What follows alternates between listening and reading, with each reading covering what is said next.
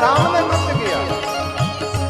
अरे कृष्ण ने गोपियों ने मेरा पिता राम ने नटराज राज नमो नमः।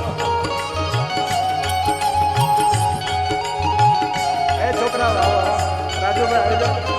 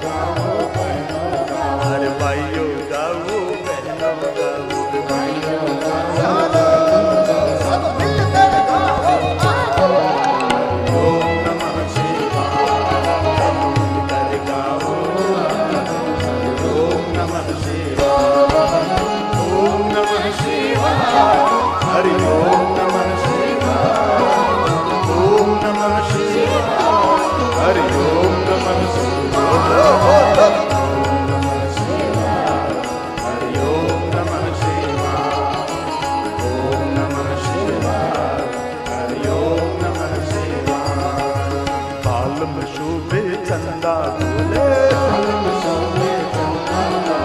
जटाओं में बहती गंगा बोले, हमारे संग में रहती गिरजा बोले, हमारे कुंडल बोले कमंडल बोले, हमारे त्रिशूल बोले डमरू बोले, हमारे शृंगी बोले भृंगी बोले, हमारे शृंगी बोले भृंगी बोले, सब बोले ओम नमः शिवाय, सब मिलकर बोले हरि ओम नमः शिवाय, ओम नमः शिवाय, हरि ओम नमः शिवाय, ओम नमः शिवाय, हरि ओम नमः शिवाय, ओम नमः शिवाय, हरि ओम नमः शिवाय, ओम नमः शिवाय, हरि ओम नमः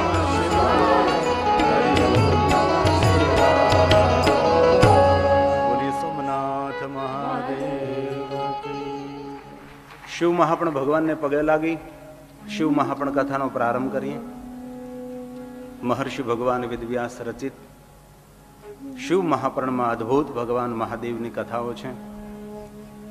ભગવાન વ્યાસજી તેના શબ્દોમાં કહે છે કે જે કોઈ માનવ આદરથી, ભાવથી, ભક્તિથી મહાદેવની કથાનું શ્રવણ કરે છે, કથા શ્રવણ કરવાનું જે ફલ મળે છે, ફલમ વક્તુ ન શકનોમી, એ ફલનું વર્ણન હું કેવી રીતે કરી શકું? આ ભગવાન વ્યાસજીના શબ્દો છે. ભગવાને એમ કહ્યું કે શ્લોકમ શ્લોકાર્ધ, અડધા શ્લોકોનો પણ જો પાઠ કરે, સ પાપાન મુચ્યતે ક્ષણાત, તે માનવ જીવનના દરેક પાપોમાંથી મુક્ત બને છે. કેટલી સુંદર વાત છે. અડધા શ્લોકનો પાઠ કરવા માત્રથી માનવ પવિત્રતાને પ્રાપ્ત થાય છે. આગળ એમ કહ્યું, ભક્તિ અર્ચને દિને દિને, ભક્તિ સાથે શિવ મહાપુરાણનું પૂજન કરે. આપણે કથાના પ્રારંભે આ શિવ મહાપુરાણ ગ્રંથની પૂજા કરીએ છીએ. શા માટે કરીએ છીએ? દરેક દેવતાઓની પૂજા, દેવીઓની પૂજા, તીર્થોની પૂજા, દેવદેવ મહાદેવ, દરેક પિતૃઓની પૂજા, સર્વની પૂજાનું ફલ આ શિવ મહાપુરાણ ગ્રંથની પૂજા કરવા માત્રથી પ્રાપ્ત થાય છે. શિવ મહાપુરાણમાં તો એમ કહ્યું કે જે કોઈ આદર સાથે શિવ મહાપુરાણ ભગવાનની પૂજા કરે છે તો દિને દિને અશ્વમેધસ્ય પ્રાપ્નોતય ન સંશય, इसमें कोई संशय नहीं. મહાન અશ્વમેધ યજ્ઞ કરવાનું પુણ્ય આ શિવ મહાપુરાણ ભગવાનની પૂજા કરવા માત્રથી પ્રાપ્ત થાય. પણ આગળ એવું કહ્યું, નમસ્કુર્યા દૂરતઃ, દૂરથી કોઈ શિવ મહાપુરાણ ભગવાનને પ્રણામ કરે, નમસ્કાર કરે તો સર્વદેવાર્ચનમ ફલમ ચ, ભુવનના દરેક દેવી દેવતાઓની પૂજા અર્ચન કરવાનું ફલ પ્રાપ્ત થાય શિવ મહાપુરાણને પ્રણામ કરવા માત્રથી. આગળ કહ્યું ગાયંતયો અહર્નિશમ, દિવસ અને રાત્રિ જે શિવ મહાપુરાણનું ગાયન કરે છે. દેવા ઇન્દ્ર પુરોગમ, દેવ સમૂહ સાથે ઇન્દ્ર એમની સેવા માટે પ્રતીક્ષા કરે છે, ઇંતજાર કરે છે કે મને એમની સેવા કરવાનો અવસર પ્રાપ્ત થાય, એમની આજ્ઞાનું અનુસરણ કરવાનો અવસર પ્રાપ્ત થાય. પણ આ કોના માટે કહ્યું? દિન અને રાત જે શિવ મહાપુરાણનું ગાયન કરે છે, આપણા પુરાણોને ગાવામાં આવે છે, એટલું ગાયેલું સમજાય નહીં, તેથી આપણે બોલવું પડે. પણ ગાયન તે અહર્નિશમ, એક એક શ્લોક ગાવા પડે છે. ગાયે નહીં તો બોલીએ આપણે. પણ આગળ એમ કહ્યું સપ્ત સંહિતા માદરા, આદર સાથે 7 સંહિતા સહિત પરિપૂર્ણ પઠેદ્યસ્તુ તો સજીવન મુક્ત ઉચ્ચતે.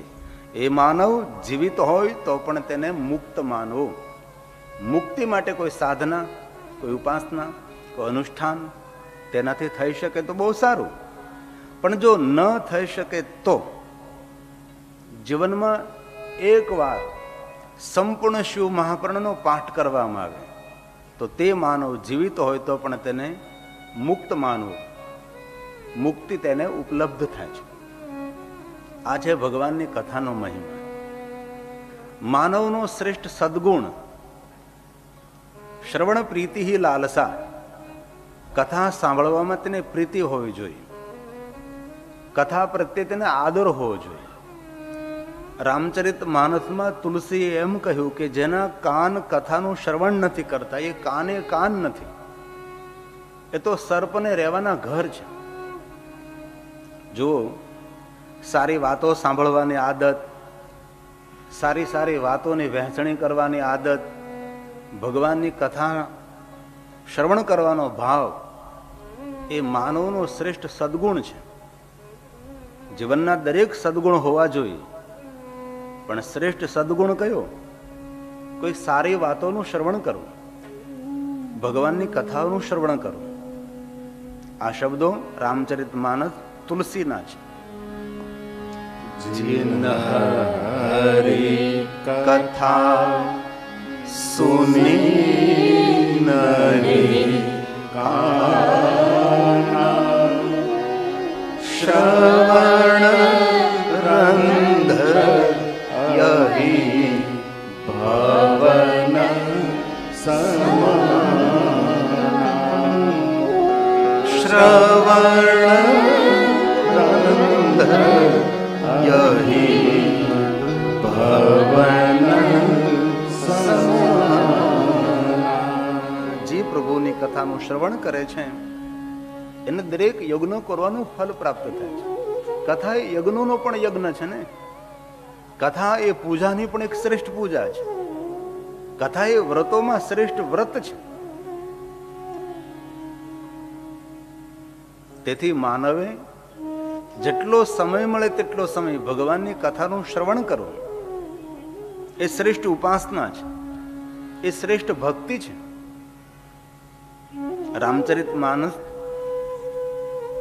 ગોસ્વામી તુલસીદાસજી આગળ એક બહુ સરસ વાત કરી કે જેમની આંખો તીર્થોનું દર્શન ન કરે, જેમની આંખો સજ્જનોનું દર્શન ન કરે, જેમની આંખો સાધુ સંત મહાપુરુષોનું દર્શન ન કરે, એમની આંખ એ આંખ નથી, એ તો મોરપંખ છે, મોરપી છે. રામચરિત માનસ નયન સંત દરસ નહીં દેખા, લોચન મોર પંખ કર લેખા, લોચન મોર પંખ કર લેખા. પવિત્રતા માટે શું કરવું? તો કે સાધુ સંત મહાપુરુષ એમનું દર્શન કરવું. ક્યારેક ગગનમાં દ્રષ્ટિ કરીએ, સુંદર તારાઓનું દર્શન કરીએ, ક્યારેક સરિતાઓ, ક્યારેક પેડ પહાડ, ક્યારેક જંગલો, પહાડો, સાગર. આ દુનિયામાં પરમાત્માએ એટલું સુંદર સર્જન કર્યું છે કે સર્જનનું ચિંતન કરીએ તો પણ ચિત્ત પ્રસન્ન રહે. એટલું પરમાત્માનું સુંદર સર્જન છે.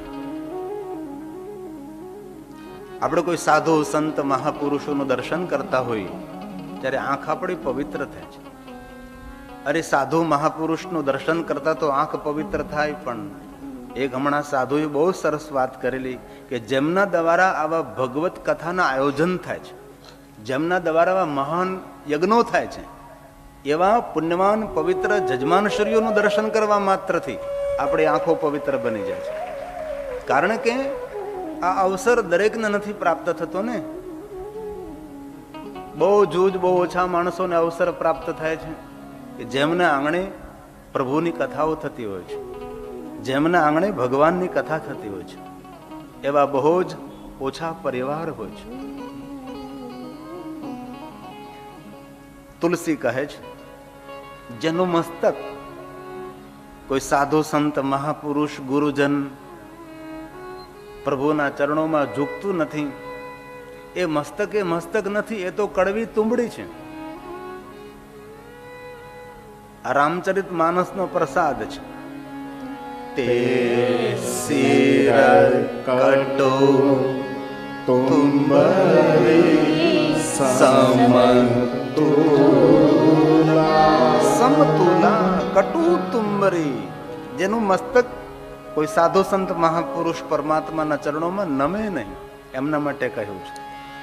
જેના નમત હરિ ગુર પદ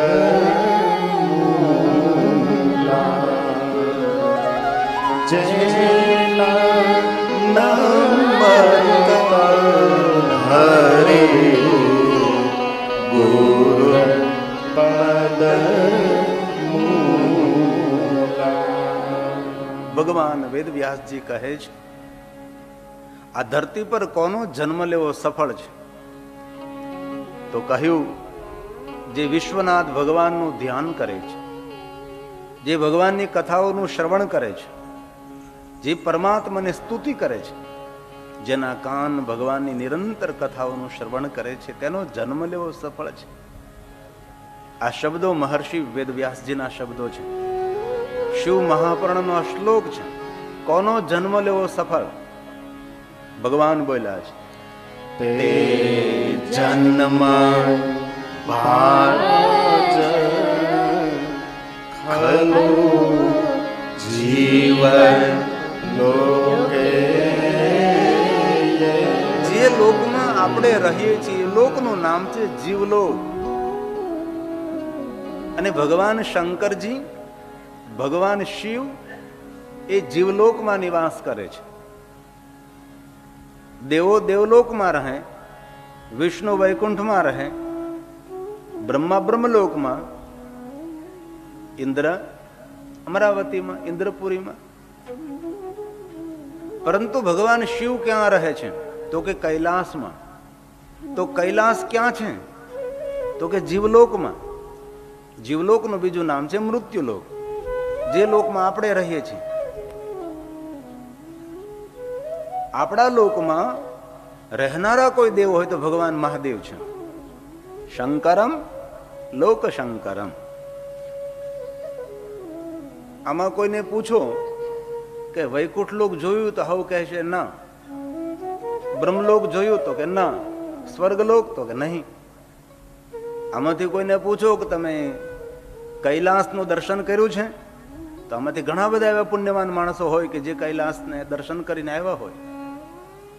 માનસ સરોવર, આપણે બોલીએ માન સરોવર, માન સરોવર નહીં, માનસ સરોવર, માનસ સરોવર. તેમનું બીજું નામ છે બ્રહ્મ સરોવર, જે બ્રહ્માજી દ્વારા પ્રગટ થયેલું આ સરોવર છે. આમાં જે કૈલાસ ગયા હોય તેમને જાણ હોય. યાત્રા થોડીક આમ દુર્લભ તો ખરી, આમ કઠિન તો ખરી, જેટલી બધી સરળ પણ નહીં. પણ જે ભાવથી જાય છે એમની યાત્રા સરળ બને છે. કૈલાસ જવો હોય તો તેમાં હૃદયમાં ભાવ ભરવો પડે છે. બાકી પ્રથમવાર જે માણસ કૈલાસનું દર્શન કરતો હોય ત્યારે તેની આંખ ભરાઈ જતી હોય છે, માણસ રડી પડે છે. એ કૈલાસ. આમ તો શિવ મહાપણના આધારે કૈલાસને પહાડ નથી કહેવાતો, એ કૈલાસેશ્વર મહાદેવ છે. એ ભગવાન મહાદેવનું એક લિંગ સ્વરૂપ છે જેનું નામ છે કૈલાસેશ્વર મહાદેવ. બહુ સુંદર જેનું વર્ણન છે. આમાંથી અનેક એવા પવિત્ર આત્માઓ હોય કે જે કૈલાસ જઈને કૈલાસેશ્વર મહાદેવનું દર્શન કર્યું હોય છે, પરિક્રમા પણ કરી હોય છે. બહુ સુંદર યાત્રા છે. અમે દિવાળી પહેલા ગયા વર્ષે 350 જેટલા ભાઈઓ બહેનો વડીલોને હું લઈને ગયો હતો. પણ તમને સાચું કહું છું, જેટલાને લઈને ગયો એટલા લઈને પાછો આવ્યો. નકર ત્યાં કેવું હોય છે કે કોઈને તો ત્યાં મૂકતું જ આવવું પડે આપણે. પણ ભગવાને બહુ કૃપા કરી કે જેટલાને લઈને ગયા એટલા પાછા આવ્યા.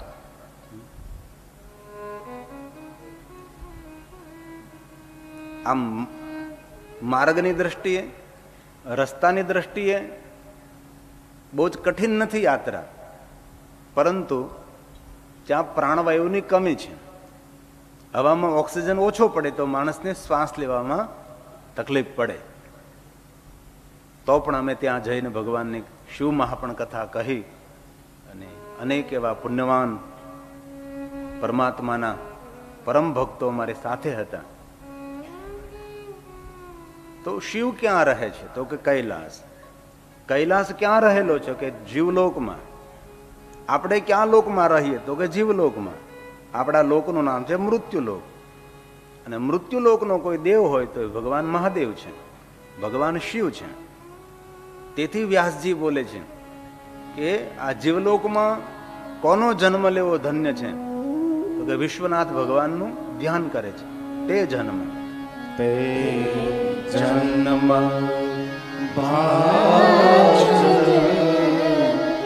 ખલો જીવ લોકે વૈ સદા ધ્યાયન્તે વિશ્વનાથ. ભગવાન મહાદેવનું નામ છે વિશ્વનાથ. વિશ્વપતિ, વિશ્વ સર્જક, વિશ્વ પોષક, વિશ્વ અંતક. કોઈ દેવને આપણે વિશ્વનાથ ન કહી શકીએ. એ ભગવાન મહાદેવનું નામ છે ને. વિશ્વપતિ, વિશ્વ સર્જક, વિશ્વ પોષક, આ વિશ્વનું સર્જન કરનારા દેવ એ ભગવાન શિવ છે. તો વિશ્વનાથનું કોઈ ધ્યાન કરે છે અને જેની વાણી ભગવાન મહાદેવના ગુણગાન કરે છે, જેમની વાણી શંકરજીની સ્તુતિ કરે છે, જેમના કાન ભગવાનની કથાનું શ્રવણ કરે છે, એ કોઈ પ્રયાસ વગર ભવપાર ઉતરી શકે છે. ભવપાર થવા માટે શું કરવું? તો કે ભાઈ ભગવાનની કથાનું શ્રવણ કરવું, ભગવાન શિવની સ્તુતિ કરવી, એમના ગુણગાન ગાવા. તેથી વ્યાસજી બોલ્યા છે કે જેની વાણી ભગવાનના ગુણગાન કરે છે. વાણી ગુણાન સ્તોતિ કથા શૃણોતિ શ્રોત્રમ દ્વયં તે ભાવં તરન્તિ શૃણોતિ શ્રોત્રમ દ્વયં તે ભાવં તરન્તિ. ભવપાર થવા માટે કોઈ કઠિન સાધના ન થઈ શકે તો કથા શ્રવણ માત્રતઃ શિવલોકમ વ્રજે નર. કથા પ્રેમી માણસ એ માણસનો શ્રેષ્ઠ સદગુણ છે. શિવ મહાપુરાણમાં મહર્ષિ ભગવાન વેદવ્યાસજીએ નવધા ભક્તિનું વર્ણન કર્યું. ભાઈ, ભગવાન પાસે પહોંચવા માટેના 9 માર્ગો છે. એમાંનો જો પહેલો કોઈ માર્ગ હોય તો કહ્યું કે ભાઈ કથા શ્રવણ કરવી, સાંભળો. જે માણસને સાંભળતા આવડે ને, સારું સાંભળતા, એમને સારું બોલતા આવડે છે. કારણ કે જે આપણે સાંભળીએ તે આપણા ચિંતનમાં ઉતરે, એ આપણા ઉચ્ચારમાં આવે. તેથી સારું સાંભળવું, સારી વાતો સાંભળવી અને ભગવાનની કથાનું શ્રવણ કરવું એ માણસનો શ્રેષ્ઠ સદગુણ છે. તેથી 9 ભક્તિમાં આ પહેલી ભક્તિ શિવ મહાપુરાણમાં કહી છે. શ્રોત્રેણ શ્રવણમ તસ્ય, જેના કાન ભગવાનની કથાનું શ્રવણ કરે છે. ભદ્રમ કર્ણેભિઃ શૃણુયામ દેવા. દેવતાઓને પ્રાર્થના કરી છે કે હે દેવો, અમારા પર એવી કૃપા કરો કે અમને ભદ્ર ભદ્ર મહાન મહાન વાતો, શ્રેષ્ઠતમ કથા શ્રવણ કરવાનો અવસર પ્રાપ્ત થાય. આવી પ્રાર્થનાઓ કરી સારી વાતો સાંભળવા મળે છે. અને કોઈના મુખેથી 2 સારી વાતો સાંભળવા મળે તો સમજવું કે આજે આપણું સારું થવાનું છે. અને સારી વાતો સાંભળવાના જ આદતે બની. વધારે તો ન કહું, પણ કોઈનું ચિત્ત ડામાડોળ થઈ જાય, કોઈના વિચારો ડામાડોળ થઈ જાય, એવી વાત કોઈને કહેવી ન જોઈએ. કચરો એ કચરા પેટીમાં ન ખાય, કચરો કાનમાં ન ભરાય. 2-5 માણસો ભેગા થયા હોય તો સારી વાતો કરો, સુંદર મજાના સૂત્રોની આપ-લે કરો. સભા કોને કહેવાય? જ્યાં સજ્જન, સારા, બુદ્ધિજીવી, વિદ્વાન અને સુંદર સંવાદ કરનારા માણસો ભેગા થાય, આને સભા કહેવાય. દુનિયામાં સભા આપણને ઓછી જોવા મળે છે, ટોળા વધારે હોય છે. જે ટોળાનો નિર્ણય કોઈ હોતો જ નથી. તેથી દરેકને સારી વાતો સંભળાવવી અને સારી વાતો સાંભળવાના આદતે બની. આપણો આ શ્રેષ્ઠ સદગુણ છે. તેથી આ પહેલી ભક્તિ છે. કઈ પહેલી ભક્તિ? તો કે ભગવાનની કથાનું શ્રવણ કરવું. શ્રોત્રેણ શ્રવણમ તસ્ય, વચસા કીર્તનમ તથા, મનસા મનનમ તસ્ય, મહાસાધન મુચ્યતે, મહાસાધન મુચ્યતે. સાધન નથી, મહાસાધન. પ્રભુનું કીર્તન કરવું, કથા સાંભળ્યા બાદ તેનું મનન કરવું અને ભગવાનની કથાનું શ્રવણ કરી અને તે વાતનું ચિંતન કરીએ, વાગોળીએ. મહાસાધન એ શ્રેષ્ઠ સાધન છે. તો વિષ્ણુ ભગવાનના કહેવાથી મુનિ સતમહા નારદો બ્રહ્મલોકમાં જાય છે. પિતા બ્રહ્માજીને કહે છે કે પિતા, હે બ્રહ્માજી, આપ મને મહાદેવની કથા કહો. હવે બ્રહ્માજી બ્રહ્મલોકની અંદર નારદ સમક્ષ ભગવાન મહાદેવની કથાનો પ્રારંભ કરે છે. પ્રયાગ તીર્થમાં સૂત પુરાણે જે શિવ મહાપુરાણ કથા કહે છે. ધર્મક્ષેત્રે મહાક્ષેત્રે ગંગા કાલિંદી સંગમે પ્રયાગે પરમે પૂર્ણ્યે બ્રહ્મલોકસ્ય વર્તમને. બ્રહ્મલોકના માર્ગ સ્વરૂપ પ્રયાગ તીર્થમાં સૂત પુરાણેજી શિવ મહાપુરાણ કથા કહે. બ્રહ્મલોકમાં સ્વયં બ્રહ્માજી